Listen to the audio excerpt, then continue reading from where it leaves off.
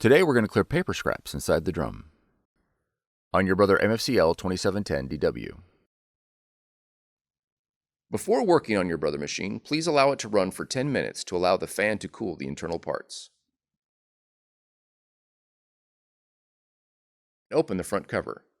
Remove the drum and toner assembly and place it onto clean flat surface.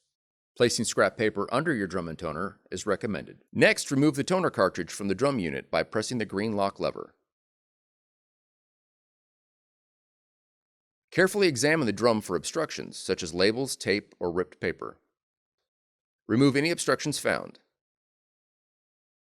Be careful not to touch the drum rollers during this process, as this can cause print quality problems. Then, reinstall the toner cartridge into the drum unit. Listen for the cartridge to lock into place. Next, reinstall the drum and toner assembly into the machine and close the front cover.